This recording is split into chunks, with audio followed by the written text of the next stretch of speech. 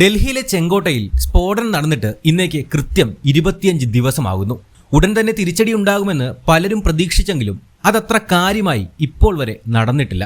എന്തുകൊണ്ടാണ് ഇത്രയും ദിവസമായിട്ടും ഇന്ത്യ തിരിച്ചടിക്കാത്തത് എന്ന ചോദ്യത്തിന് ഒന്നല്ല, ഒരുപാട് ഉത്തരങ്ങളുണ്ട്. അത് പറയുന്നതിന് മുൻപ് ഇന്ത്യയിൽ നടന്ന പ്രധാനപ്പെട്ട ഭീകരാക്രമണങ്ങളും അതിന് ഇന്ത്യ നൽകിയ തിരിച്ചടിയെക്കുറിച്ചും ഒന്ന് പറഞ്ഞു പോകാം. അതുപോലെ തന്നെ നമ്മുടെ ചാനൽ സബ്സ്ക്രൈബ് ചെയ്യാത്തവർ അതൊന്ന് പരിഗണിക്കണം. നിങ്ങളുടെ പിന്തുണയില്ലാതെ മുന്നോട്ട് പോകുന്നത് അസാധ്യമാണ്. ദയവായി എല്ലാവരും ഇതൊരു അഭ്യർത്ഥനയായി കണക്കിലെടുത്ത് ചാനൽ ഇപ്പോൾ തന്നെ സബ്സ്ക്രൈബ് ചെയ്യുക.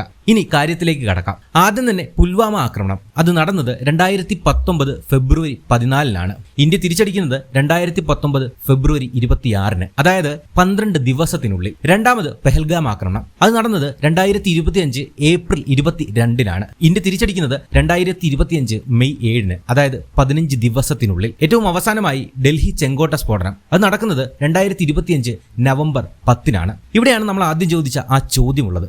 എന്തുകൊണ്ടാണ് ഇന്ത്യ തിരിച്ചടിക്കാത്തത്? ഈ തിരിച്ചടി വൈകുന്നതിന്റെ ചില പ്രധാനപ്പെട്ട കാരണങ്ങൾ നോക്കാം. ഇവിടെ ആദ്യം തന്നെ പറയേണ്ടത് അന്വേഷണത്തിന്റെ തുടർച്ചയാണ്. സ്ഫോടനം ഭീകരാക്രമണമായി സ്ഥിരീകരിച്ചിട്ടുണ്ടെങ്കിലും പാകിസ്ഥാൻ ആസ്ഥാനമായി പ്രവർത്തിക്കുന്ന ജെയ്ഷെ മുഹമ്മദ് എന്ന ഭീകര സംഘടനയുമായുള്ള ബന്ധം തെളിയിക്കാൻ കൂടുതൽ തെളിവുകൾ ആവശ്യമാണ്. അതിന്റെ ഭാഗമായാണ് കാശ്മീരിലെ അറസ്റ്റുകളും ഭീകര മൊഡ്യൂളുകളുടെ ക്രാക്ക്ഡൌണുമെല്ലാം നടന്നുകൊണ്ടിരിക്കുന്നത്. എന്നാൽ പൂർണ്ണമായ ഒരു റിപ്പോർട്ട് ലഭിക്കണമെങ്കിൽ സമയമെടുക്കുമെന്നതാണ് യാഥാർത്ഥ്യം. ഇനി രണ്ടാമതായി പറയേണ്ടത് ആഭ്യന്തര സുരക്ഷയുടെ കാര്യമാണ്. നിലവിൽ NIA അന്വേഷണങ്ങളും കാശ്മീരിലെ റെയ്ഡുകൾ, അറസ്റ്റുകൾ എന്നിവയാണ് കൂടുതൽ ഫോക്കസ് ചെയ്യുന്നത്. ഇനി മൂന്നാമതായി പറയേണ്ടത് ദേശീയ അന്താരാഷ്ട്ര കാര്യങ്ങളെ കുറിച്ചാണ്. ഈ ഡിസംബർ മാസം എന്ന് പറയുന്നത് പല രാജ്യങ്ങൾക്കും ഒരു പ്രശ്നം പിടിച്ച മാസമാണ്, പ്രത്യേകിച്ച് ഇന്ത്യക്ക്. അതിന്റെ കാരണം ബാബറി മസ്ജിദ് തകർച്ച, പാർലമെന്റ് ആക്രമണം എന്നിവയെല്ലാം നടന്ന മാസം എന്ന് തന്നെയാണ്. അതുകൊണ്ട് തന്നെ സുരക്ഷാ ഏജൻസികളെല്ലാം ഡൽഹിയിലും മറ്റ് പ്രധാനപ്പെട്ട നഗരങ്ങളും ഉയർന്ന അലേർട്ടിലേക്ക് മാറ്റിയിരിക്കുകയാണ്. ഇത് പുതിയ എസ്കലേഷനുകൾ ഒഴിവാക്കാൻ സഹായിക്കുന്നു. ഏറ്റവും അവസാനമായി പറയേണ്ടത് പുടിന്റെ സന്ദർശനമാണ്. റഷ്യൻ പ്രസിഡന്റ്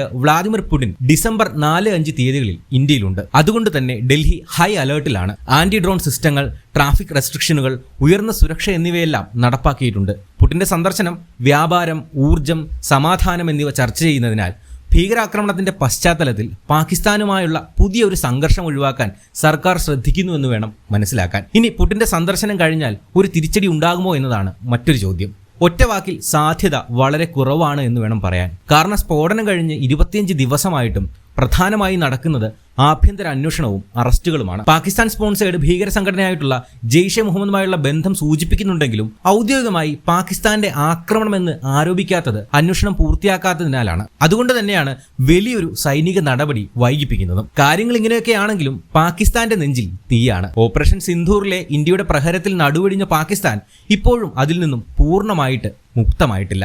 ആ ഒരു സാഹചര്യത്തിൽ ഇനിയും ഒരു അടിമേടിക്കുക എന്ന് പറയുന്നത് മരണത്തിന് തുല്യമാണ്. ഇന്ത്യ ആയതുകൊണ്ടും അതിന്റെ ഭരണത്തലവൻ മോദി ആയതുകൊണ്ടും ഇനി എന്ത് നടക്കുമെന്നത് പ്രവചിക്കാൻ സാധിക്കില്ല എന്നതാണ് മറ്റൊരു യാഥാർത്ഥ്യം. പാകിസ്ഥാന്റെ സർവ്വ നിയന്ത്രണവും അസിമുനീറിലേക്ക് ചുരുങ്ങുന്നതും മറ്റ് ആഭ്യന്തര സംഘർഷങ്ങളുമെല്ലാം പാകിസ്ഥാന് വലിയ പ്രതിസന്ധിയിലേക്ക് കൊണ്ടുപോകുന്നുണ്ട്. എന്നാലും പുടിന്റെ സന്ദർശനം കഴിഞ്ഞ് മടങ്ങിയാൽ ഉടൻ പാകിസ്ഥാനിൽ തീമഴ പെയ്യുമോ എന്നത് കണ്ടറിയാം. പിന്നെ ആദ്യം പറഞ്ഞത് ഒന്നുകൂടി ആവർത്തിക്കുകയാണ്, നമ്മുടെ ചാനൽ സബ്സ്ക്രൈബ് ചെയ്യാത്തവർ അതൊന്ന് പരിഗണിക്കണം. ഒരു 30 സെക്കൻഡ് പോലും നേരം വേണ്ടാത്ത കാര്യമാണ്. ദയവായി എല്ലാവരും ഇത് അഭ്യർത്ഥനയായി കണക്കിലെടുത്തുകൊണ്ട് ചാനൽ ഇപ്പോൾ തന്നെ സബ്സ്ക്രൈബ് ചെയ്യുക.